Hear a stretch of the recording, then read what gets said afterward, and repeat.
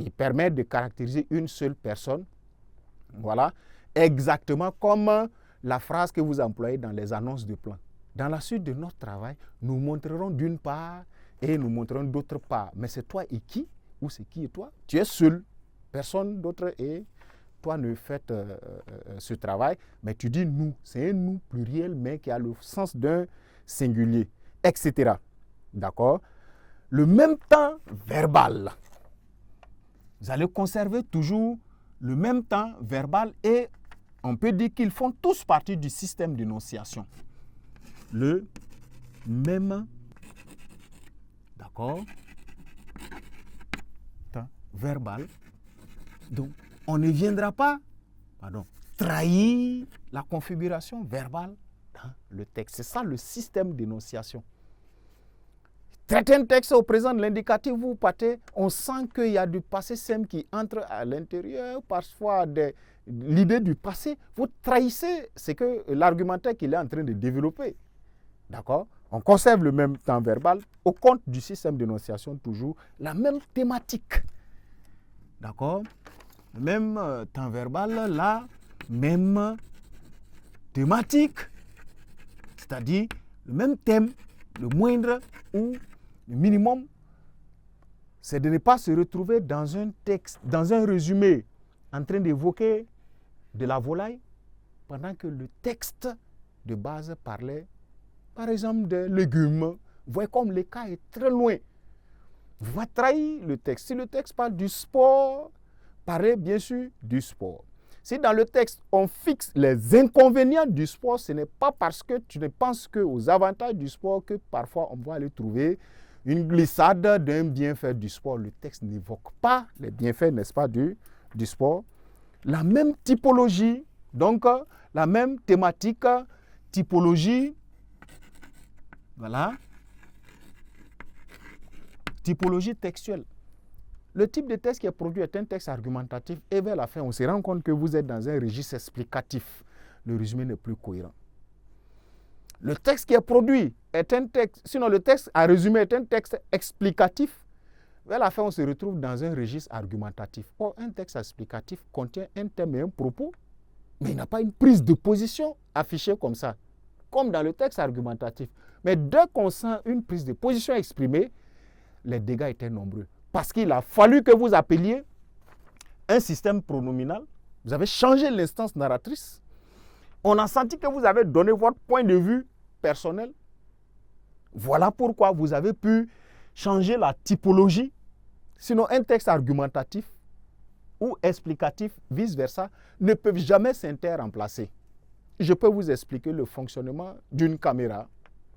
Voilà. Ça permet de. Sans dire ce que je pense d'une caméra, est-ce que c'est bon ou est-ce que c'est mauvais?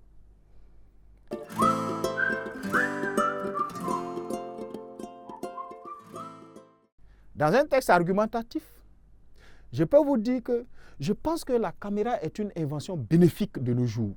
Et vous dire les différents éléments. Vous devez rester à l'intérieur, faire ressortir l'idée que c'est quelqu'un qui est en train de soutenir une caméra, un téléphone portable, voilà, une invention X ou une invention Y. Donc la typologie n'est pas à trahir, vous restez dans la même thématique, typologie, etc. Et en dernier lieu, le résumé a une structure identique au texte de base, qu'on va se débrouiller, insérer là. Voilà, le résumé, voilà, n'a ni introduction, on va le dire ainsi, ni de développement. Vous aurez compris, une abréviation du développement ou de conclusion, n'est-ce pas, autre que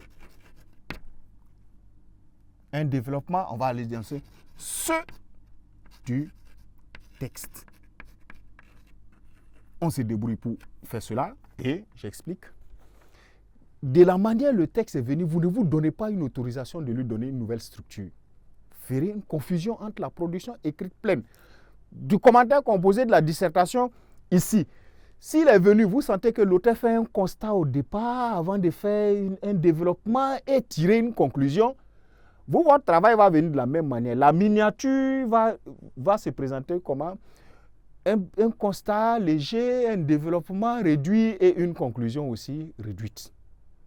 Si ce n'est pas venu de cette manière, vous ne vous autorisez pas à donner une nouvelle structure. Voilà pourquoi on dit que le résumé n'a ni introduction, ni de développement, encore moins de conclusion, autre que le développement, l'introduction et la conclusion avec lesquels il est venu lui-même. Voilà, chers apprenants, les 3 principes de résumeur qu'il faut avoir, pas l'un sans l'autre. Si vous n'avez pas ces 3 critères-là réunis en vous sur une épreuve un sujet de résumé, ne le traitez pas. Ce n'est pas possible. Voilà. C'est un exercice qui ne trahit pas. C'est pourquoi, quand vous allez regarder, entre littéraires, on peut se le dire, les meilleures productions écrites, la plupart du temps, viennent de la série D. C'est un travail qui demande trop de logique. Or, ils sont au fait des logiques la plupart du temps par rapport à un littéraire qui se retrouve mieux dans ses figures de style, ses éléments de versification, etc. Lorsque lui commence à s'exprimer, voilà, parfois il escalade les frontières sans se rendre compte. Mais c'est un travail, comme il a des critères bien définis, il est dans un ensemble défini.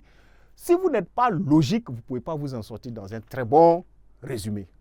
Voilà, de prime abord, d'entrée de jeu, au compte de la méthodologie, ce qu'il faut retenir à propos des principes, n'est-ce pas, du résumé, à la suite desquels nous allons aller maintenant vers sa phase exploratoire qu'on va nommer comme, n'est-ce pas, les étapes préparatoires, n'est-ce pas, du résumé.